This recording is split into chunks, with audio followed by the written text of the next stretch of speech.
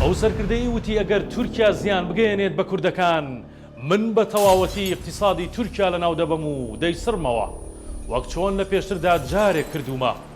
ئەو سەرۆکەی هەمیشە دەیوت کوردەکان شەڕکەری ئازان و خۆشم دەوێن، هەرگیز بیرم ناچێتەوە کە ئەوان لەگەڵمان بوون و شەڕیان کرد، هەزاران شەهیدیاندا لەگەڵمان، بەڵام لە بەرامبەردا پڕچەک و پارەمان کردن.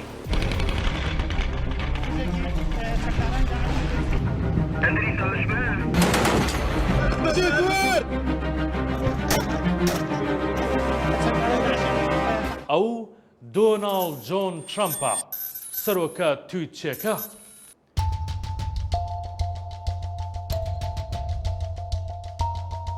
لە ساڵی 2009 تاوەکو 2023 زیاتر لە 57,000 تویتی کردووە، 25,000 تویتی لە وەختی سەرۆکایەتیدا بوو، جگەلەوەی لە کاتی هەڵبژاردنەکاندا 8,000 تویتی کرد.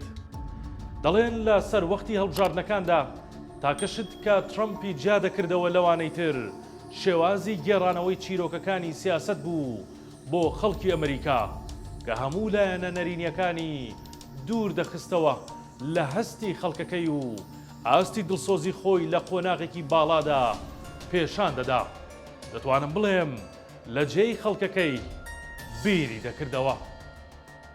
پیاوێکی بە حسابات و وردە، هەمیشە لە یەکتر بینینەکانیدا بە کاردانەوە سەیرەکانی هیچ کەس لێی نەدەبردەوە، چونکە لە ڕاستیدا ترەمپ پیاوێک بوو لە پێرفۆرمانس و زمانی جەستەی زۆر شتی پێدەوتین، تەنها ئەو کاتانە نەبێت کە دیداری ئیمانوێل ماکرۆنی دەکرد، هەموو زیرەکی وردبینەکانی پێچەوانە دەکردەوە، چونکە ئەویش وردبینە لە جوڵەکانی خۆی و دەزانێت چی دەکات. Thank you. Thank you. I like him a lot. لە ناو سەرکردەکانی ئەمریکادا سەردانکردنی نهێنی بۆ ئەو ناوچانەی کە سەربازی خۆیانی لێیە شتێکی باوە کە سەرکردەکان لەو ناوچانەی گەرمن و لە مەیدانی شەڕەکاندا لەگەڵ هێزەکانی خۆیان کۆ دەبنەوە. ترەمپیش هاوشێوەی ڕۆزڤێلت وەک چۆن بەنهێنی بەرەو مەغریب فڕی بۆ ئەوەی پلانەکانی جەنگی هاوپەیمانان لەگەڵ وینستۆن چەرچڵ کۆتایی پێبێنێت و شۆک بە سەربازە ئەمریکیەکان لەو وڵاتەدا بکات. ترەمپیش لە بەرواری 26/12/2018 زۆر لە ناکاو و گوماناوی بەبێ ئاگایی ئەمریکیەکان و عێراقیەکان هاتە کەمپی ئەمریکیەکان و وەک خۆی دەڵێت تەنها بۆ سوپاسکردنی سەربازە ئازاکانم بوو. لە دوای هەفتەیەک لە کۆتایی هاتن لەو جەنگە خوێنایی و گرانەیان و سەرکەوتن بەسەر داعشدا.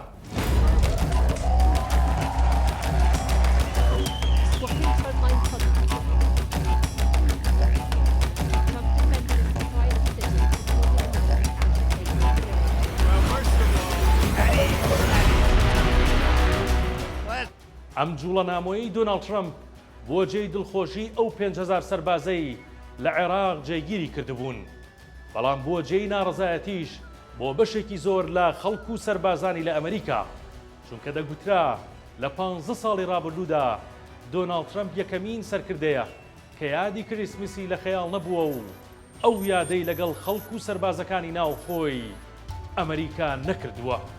Under the Biden lockdown, the lights of Reno and Las Vegas were extinguished. Carson City will become a ghost town. If he comes in, Carson City will become a ghost town. And the Christmas season will be canceled. Look, remember I said we're going to bring back Christmas, right? The name? Remember we brought it back? Remember? ترەمپ لە سەروەختی هەڵبژاردنەکان بۆ 46مین سەرۆکی ئەمریکا چەند جارێک زۆر بە دڵنیایی و بێمنەتانە دەیوت کە ئەم جارەش هەڵدەبژێرێمەوە وەک سەرۆکی ئەمریکا بۆ 4 ساڵی داهاتوو. هەروەها دڵنیاش بن دوای ئەوە دیسان هەڵدەبژێرێنمەوە بۆ 8 ساڵی داهاتوو. لە دوای هەموو ئەم بێمنەتی و هەوڵانەی خەڵکی متمانەیان پێ نەکردەوە، ئەویش ملکەچی نووسینی نامە کلاسیکیەکەی سەرۆکایەتی بوو بۆ سەرۆکی دوای خۆی، بەڵام دیسان کۆڵی نەدا. دۆناڵد ترەمپ لە وەختی بانگەشەکردندا لە پەنسیلڤانیا لە بەرواری 13/7/2024 لەلایەن کەسێکی ئەمریکی تەمەن 20 ساڵ کرایە ئامانج، بەڵام برینەکەی هێندە زۆر نەبوو، زۆری نەبرد کە ئەم هەواڵە بووە ترند لە ناو سۆشیال میدیای جیهاندا و ترەمپ پێی وابوو کە ئەم کارە لە بەرژەوەندی ئەو دەبێت بەڵام وانە بوو. If you want to really see something that's said, take a look at what happened.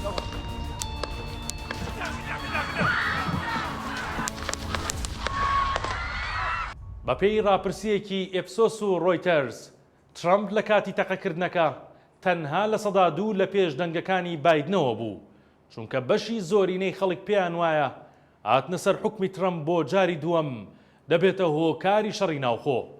ترەمپ ئێستا ڕکابەرەکەی گۆڕاوە و کامەلا هاریس لە بەرامبەری زۆر بەتوندی وەستاوەتەوە.